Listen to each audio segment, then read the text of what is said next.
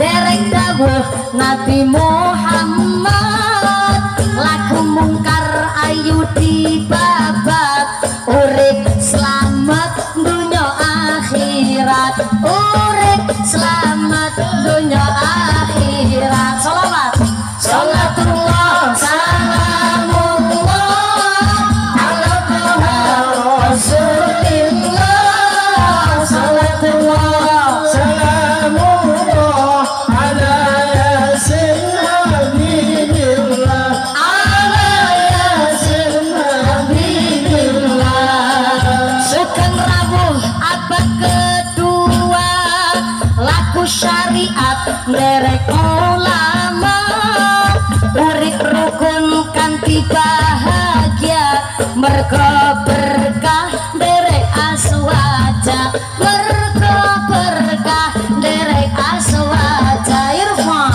sholatullah salamullah ala rasulillah sholatullah salamullah ala yasin habibillah ala yasin habibillah hete ansor lan fatayat para muslimin ugi muslimat zikir tahlil lan sholawat wong NU ahli tirakat wong NU ahli tirakat sholawat sholatullah salamullah ala rasulillah sholatullah salamullah ala yasin habibillah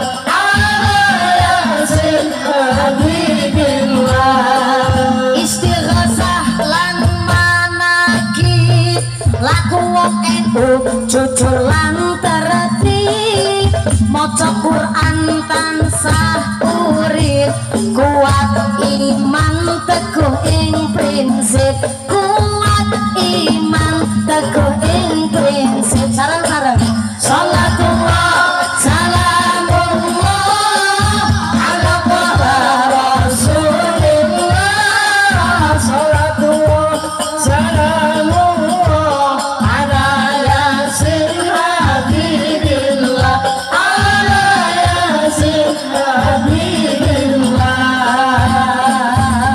sallu ala nabi Muhammad. Alhamdulillah. Ini grup Sintud Duror dari mana? Dari dari tadi ya Allah. Karena semangat dari santri sebabi ini saya sawer dulu biar tambah semangat. Mohon izin Pak Gidansor disampaikan. Ayah sama-sama walaupun nggak ngucap makasih saya jawab sama-sama. Mohon izin Pak Kades, Pak Kiai, Pak Haji ngapunten, saya seneng nyawer santri ketimbang nyawer biduan. Ya sama-sama vokalnya sih, tapi kan kalau santri lagi belajar mendawamkan sholawat, ya banyak biduan udah pakai jilbab, moga-moga istiqomah Allahumma. Cuma kebanyakan namanya biduan bajunya seronok, kurang bahan. Orang punya Gunung Merapi sama Gunung Merbabu jadi tonjol-tonjolin, punya pusar disoki celobong udara, pakai rok mini rok pacet mah belekan buri nyerempet silit buri belekan ngarep nyerempet silit ngarep. Udah begitu naik motor metata ya SMS maaf silit yang meletek separuh. Allahu Karim. Cara berpakaiannya kalah sama buah di pasar Sebabi. Buah di pasar Sebabi kan sekarang pakai baju Bu, apel pakai baju, pir pakai baju, jeruk pakai baju, belimbing pakai baju, jambu kristal pakai baju. Tadi saya masuk ke Sebabi, lihat kanan lihat kiri, saya lihat ada nangka pada jaketan. Bagus banget tuh, buah nangka Sebabi Pak Lurah pada pakai jaket. Bayangin di Sebabi nangka aja pada jaketan, kenapa nangkane wong wadon ora dibrongsong? Jangan heran Bu, sekarang banyak bayi dibuang pinggir jalan, banyak bayi pada dibuang di tengah hutan. Bahkan banyak bayi pada dibuang di sampah tong. Tong sampah. Kemarin kejadian, Bu, ada anak gadis 16 tahun hamil di luar nikah, saking bingungnya bayinya dibuang di tong sampah. Ketahuan nama tukang bersih-bersih, ternyata bayinya dibuang di tong sampah toilet mall perbelanjaan, sudah dalam keadaan digerumut semut. Langsung dibawa ke puskesmas karena ternyata bayinya masih ada napas. Walaupun keadaannya kritis, ternyata bayinya sehat.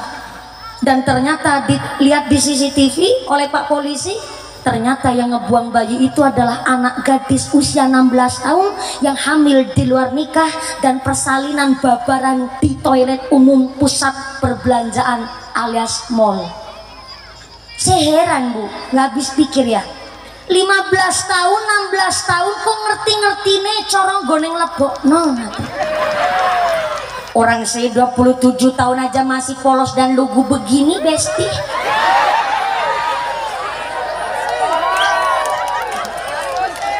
Betul, saya masih lugu banget, Bu.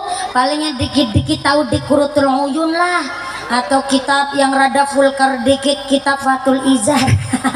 Kitab cara buka sarung.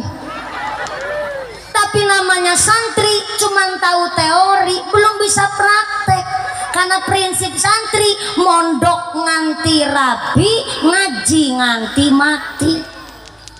Lah 16 tahun kok ngerti-ngerti nih corong goneng lebok no.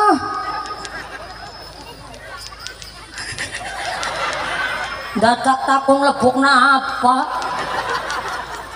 Ora samole ku campur. Melu bayari ora. Tapi ikut iuran ya, Bu. Ikut patungan. Ya Allah. Jadi ke judul aku kiai urunan. Mudah-mudahan gawa barokah, Allahumma. 16 tahun hamil di luar nikah, ini yang kemarin saya bahas sama kiai saya.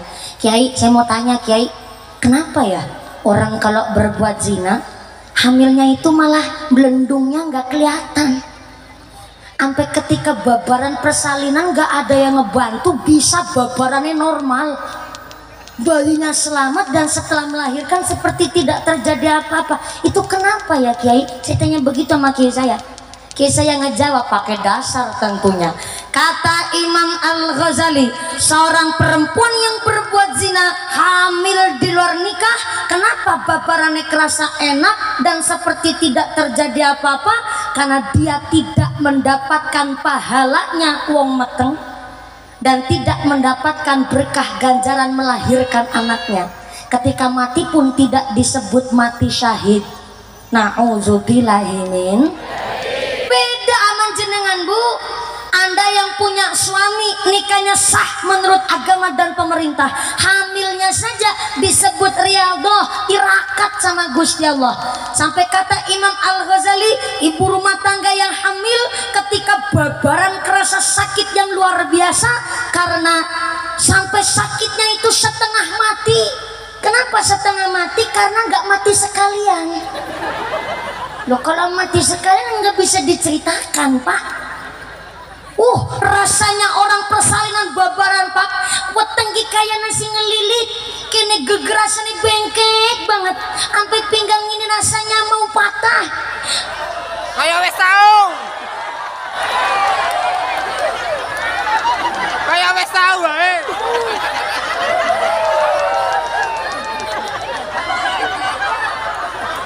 Kayak wes tahu, Emang cerita wong mati kudu nyicipin mati dulu.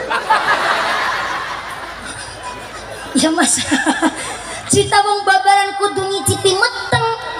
Ini saya lagi menyampaikan ngendikane Imam Al-Ghazali. Kaya wis tahu. Baru ada nih pengajian jamaah nggak percaya sama kiainya, baru ada nih. Yakin mau sebab bitok ya Allah. Pantesan kiai di sini gering-gering kurus-kurus. Gimana kiainya nggak kurus, orang jamaahnya ngeyel-ngeyel kayak sampean? Ini saya lagi nyampein ngendikane Imam Al-Ghazali. Kalau wis tahu.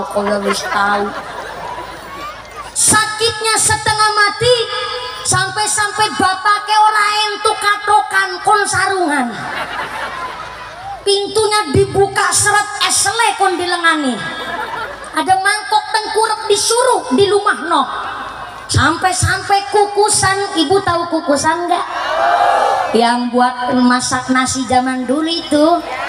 Kukusan kan bentuknya kerucut, oleh yang sedang babaran kukusannya kon di rumah no bu, saking ngempet sakitnya wong merasakan babaran. Kenapa seorang ibu rumah tangga ketika melahirkan rasa sakit yang begitu sungguh? Karena ternyata Imam Al-Ghazali mengatakan babaran krasa lara dalam rangka melunturkan dosa-dosa Anda sebagai seorang ibu. Mantep apa mantep? Keren apa keren? Bangga apa bangga? Bangga jadi seorang ibu rumah tangga. Makanya nih ibu-ibu sebab sing pada pinter manakan. Nah, coba nih hamil 7 kali, persalinan 7 kali, berarti kan gune nguras dosa ping 7 bu. Ya Allah ya Rahman, berbanggalah Anda. Maka punten maaf, anak kita di pesantren soleh dan solehanya tergantung rizki orang tuanya di dalam ngebodalin anaknya. Di dalam kitab Ghunyah ada seorang mayit yang ketika hendak disolati, tiba-tiba Sayyidina Abu Bakar datang ingin nyolatin itu jenazah. Terkejutlah semua yang mau pada nyolatin. Tumbenan banget nih jauh-jauh Sayyidina Abu Bakar kepingin nyolatin itu jenazah. Dan ketika Sayyidina Abu Bakar nyolati itu jenazah, baru saja takbiratul ihram, tertiba ada ular datang. Ular cara sini nyebutnya apa bu? What? Ulo. Iwong Demak ya sing sama organ aja. Pak Kades. Ular bahasa Pak Kades dari asli mana Pak Kades? Asli Dayak. Kalau di Dayak ular disebutnya apa Pak Kades? Kakak dalam kanlipe. Betul saya ngomongnya Pak Lurah. Kanlipe. Ini saya jadi tambah kosakata. Dulu bapak saya pernah merantau di Kalimantan Tengah, Kalimantan Selatan sampai Kalimantan Barat dulu tahun 90, karena saya asli Gentasari, Kecamatan Koya, Kabupaten Cilacap. Kami adalah rata-rata pengusaha bos-bos jamu, tapi sih bukan bosnya, saya orang pinggirannya bu, kulinya bapak saya. Dan tahun 90 bapak saya merantau ke sini, ke Kalimantan, dan alhamdulillah justru yang banyak membeli jamu kami adalah orang dari suku Dayak yang di pedalaman Pak Kades. Ini tepuk tangan dulu nggak apa-apa. Mungkin termasuk pendahulu dari Pak Kades dulu juga beli jamunya bapak saya. Makasih ya Pak Kades. Kan lipe. Saya tambah kosakata Pak Kades. Besok saya pulang ke Cilacap ditanya sama bapak saya, mumpuni ngaji di Sebabi dapat apa? Kan lipe. Ulo.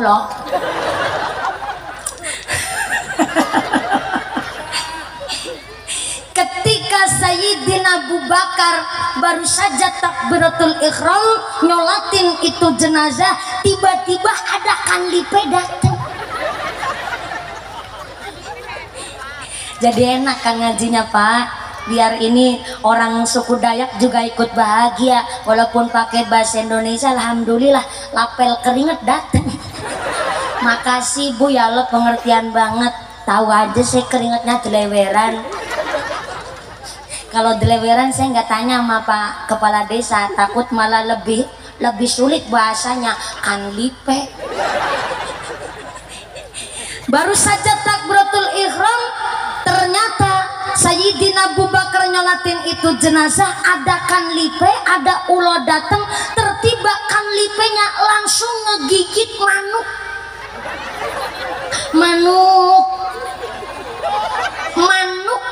manuknya si mayit. Duh gimana sih ngomongnya ya? Emang keterangannya di kitab Hunia emang begitu Bu. Manuk cara orang sini apa? Burung. Manuk terlalu kasar ya. Klakson motor. Nih ya, klakson motor kalau suaranya buanter kan bunyinya totot.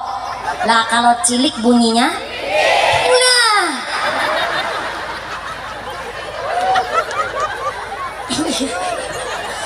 Itu yang saya maksud.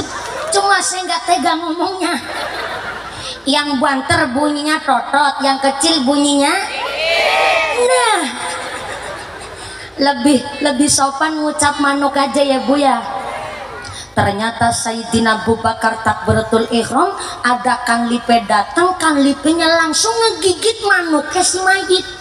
Sayyidina Abu Bakar terkejut, langsung ngambil pedangnya dihunuskan untuk mencuaskan Lipe. Ketika Kang Lipenya mau dipencas, ternyata Kang Lipe bisa ngomong kayak manusia. Assalamualaikum Sayyidina Abu Bakar. Waalaikumsalam, subhanallah. Kang Lipe,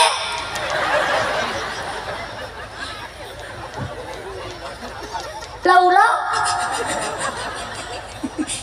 kok kamu bisa ngomong kayak manusia? Iya, sebab saya bukan sembarang Kang Lipe. Saya Kang Lipe utusannya Gusti Allah. Tolong saya jangan dibunuh, karena saya ini Kang Lipe. Kang Lipe utusannya Gusti Allah, jangan dibunuh. Jangan dibunuh saya. Sayyidina Abu Bakar. Akhirnya Sayyidina Abu Bakar mengembalikan pedangnya. Kemudian Sayyidina Abu Bakar ngobrol sama ulo itu tadi. Laulo Kang Lipe, tadi saya mau ngebunuh sampean, sampean aneh, datang langsung ngegigit manuk. Kenapa yang digigit bukan lehernya? Kenapa yang digigit bukan kakinya? Kenapa yang digigit bukan jempolnya? Dan kenapa milih manuknya? Emang manuknya salah apa sama sampean Kang Lipe? Begini Sayyidina Abu Bakar, ini manuk bukan sembarang manuk, ini manuk yang ada matanya. Nggak ada matanya. Si diutus oleh Gusti Allah supaya ngegigit ini manuknya si mayit, karena mayit ini waktu lagi hidupnya pipis tapi ceboknya nggak bersih. Waduh, begitu amat fanatik kamu Kang Lipe. Ini bukan fanatik, sholatnya nggak ketinggalan, ahli ibadah, seneng tadarus Quran, tapi ternyata ceboknya nggak bersih. Saya diutus oleh Gusti Allah supaya ngegigit anu manuknya. Cuma gegara ceboknya nggak bersih Pak, Kang Lipe ngegigit manuk. Innallaha yuhibbut tawwabina wa yuhibbul mutatahhirin. Allah cinta kepada manusia yang bertaubat, dan Allah cinta kepada manusia yang menjaga kesucian diri, baik kesucian pikir, kesucian hati, apalagi kesucian rezeki. Maka maapunten, justru Kanjeng Nabi menganjurkan bapak-bapak laki-laki kalau pipis sambil dodok, sambil jongkok alias tongkrong, you know.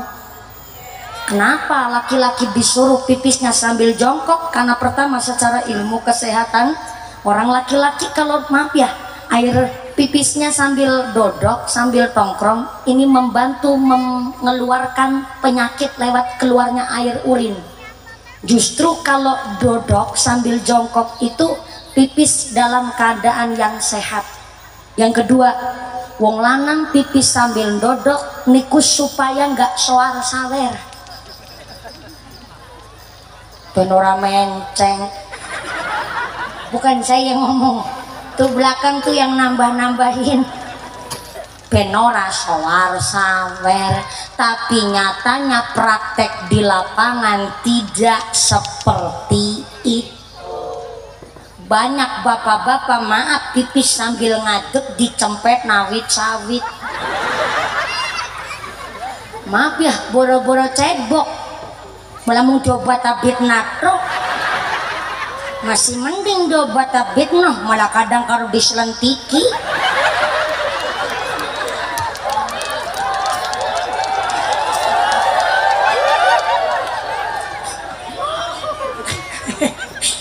Ibu bapak pada protes, hah emang mumpuni pernah beruh?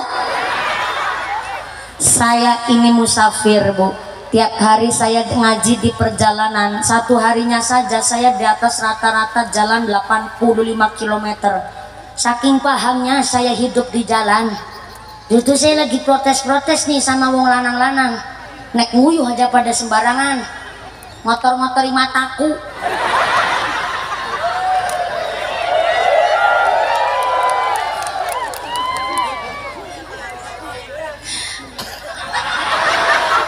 Orang sandelang kenanu liwat nyong. Ibu-ibu juga nih, apalagi ibu-ibu muslimat Jamiah Yasin kudu ngerti paham. Kalau suaminya bepergian sama ibu, kok ternyata bapak mau pipis sembarangan, maaf jejak sing banter sekang buri. Loh fikirnya jelas. Kalau laki-laki nggak jaga kesehatan, maka yang sakit-sakitan istrinya. Kalau suami mah pipis sembarangan mah, yang pipis sembarangan lakinya, yang kotor istrinya. Katanya kepingin punya anak soleh solehah. Dari bab toharo saja orang tua kudu paham. Beda bocah ngaji sama nggak ngaji mah. Orang kebiasa ngaji paham. Apa yang membatalkan wudhu, apa yang membatalkan sholat paham. Tapi kalau bocah uang nggak ngaji nggak tahu. Apa yang membatalkan wudhu, apa yang membatalkan sholat, pipis saja nggak tahu ilmunya. Namanya orang nggak ngaji. Maka kenapa anak-anak kita rata-rata di pesantren ngaji di Pak Kiai, ngaji tanggane punyai? Karena supaya tahu apa tujuan maksud hidup di dunia. Maaf, sepahit-pahitnya santri lulus dari pesantren jadi alumni kok ibaratin dosa awit dina-dina. Tetap namanya santri dia sukses di dalam ngaji. Kenapa? Punya dasar, punya pondasi hidup. Tidak ada niat saya membandingkan. Hanya lulus sekolah formal, lulus S2 magister. Habis lulus S2 titelnya magister kok terus ngarit. Kan kurang pantas, Bu. Walaupun jurusannya pertanian. Tapi kalau santri habis ngaji jadi alumni, lanjut kuliah pantes, nyalon kades pantes, langsung nikah pantes, sampai namanya santri pinter beradaptasi di masyarakat. Dodos sawit kecil, dadani gendeng bocor bisa meneu iklopo pinter, kok sambil bledek besi urip. Saktinya santri, kenapa? Dapat berkahnya kiai. Maka anak kita yang sedang di pesantren, ayo didukung dengan cara orang tua ngemodalin anaknya pakai rezeki bersih. Jangan sampai orang tua ngasih nafkah sama anak barang syubhat, apalagi barang haram. Ada satu riwayat di Magelang, Jawa Tengah. Seorang tiang sepuh yang menitipkan anak-anaknya di pesantren. Kiai, ini yogo kulo, bahasa halusnya. Kiai, ini anak saya titipkan di pesantren. Kiai, monggo silahkan di gula wentah.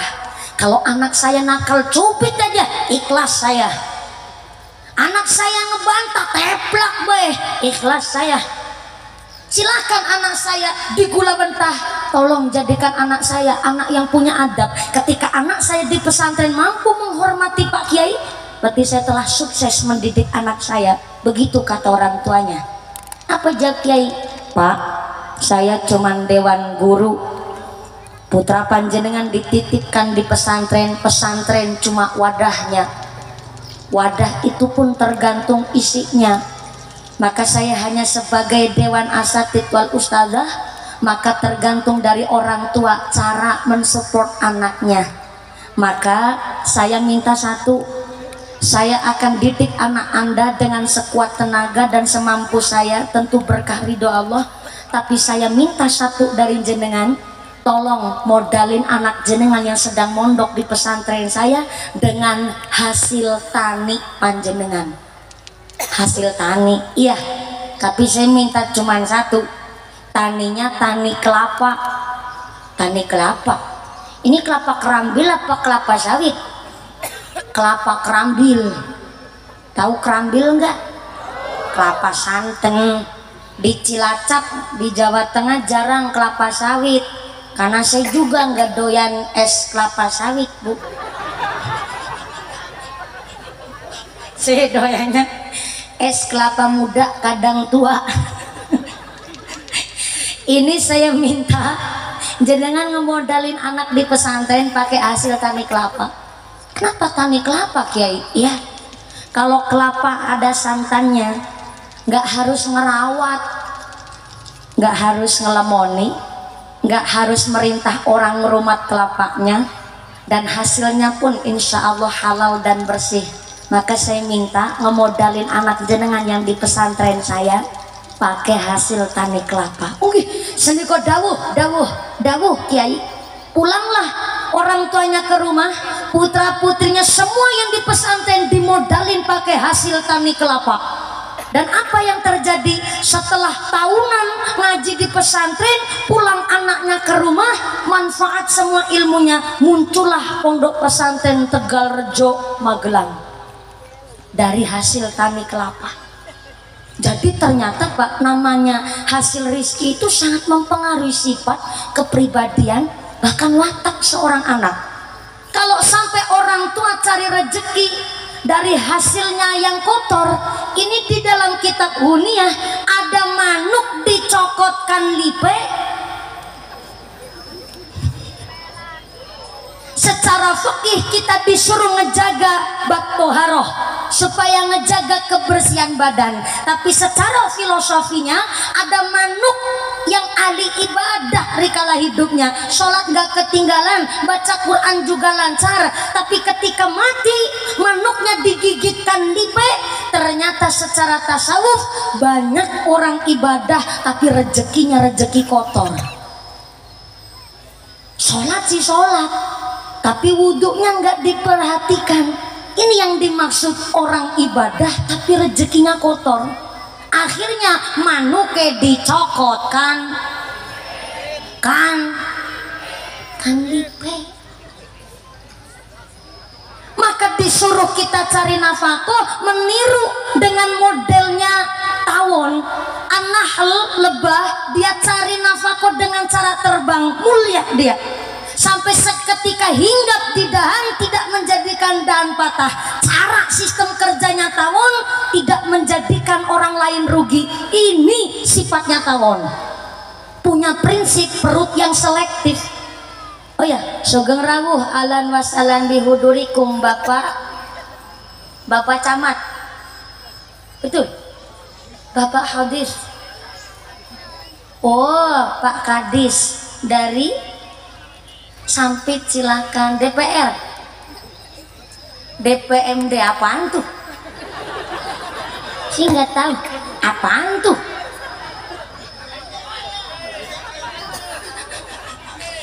DMPD. Oh ya, siap, terima kasih. Sugeng rawuh Bapak Kadis dari Sampit. Alhamdulillah. Maaf ya, saya kegasikan ini Pak. Saya yang gak sih ke panjenengan yang telat nih. Oh, panjenengan yang telat, terima kasih sudah sadar diri ya Pak. Maaf Pak, ini mohon izin saya mumpuni dari Cilacap, anu suka bercanda. Jadi panjenengan yang telat, apa saya yang kegasikan nih? Terima kasih Pak Sugeng rawuh.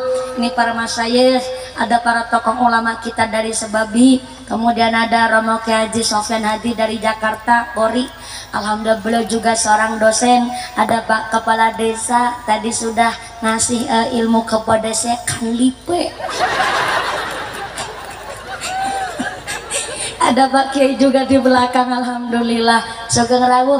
Ini mohon izin ya, karena Bapak telat, saya kasih tahu dulu Pak. Informasi ini nanti ngajinya sampai jam 2 subuh Pak. Jadi Bapak kudu persiapan, silakan mangga sambil dicicipin. Ibu, snacknya masih ada. Udah habis. Ya Allah, buanter temenku. Apa jangan-jangan melanggar kebagian? Nggak kebagian snack? Mulanya mangkatnya sih kasih. Gasik tetep nggak kebagian snack. Moga-moga rezekinya yang barokah. Ini biar nggak terlalu jauh gara-gara datang telat. Ini kita baca sholawat doa bulan Rajab dulu ya Bu ya. Shallu ala Nabi Muhammad.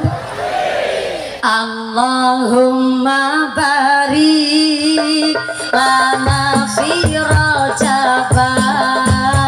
Allahumma barik lana fi Rajab wa Sya'bana wa balighna Ramadana wa Sya'bana wa balighna Ramadana. Irfa Allahumma barik lana fi Rajab. Allahumma barik lana fi Rajab wa Sya'bana wa balighna Ramadana wa Sya'bana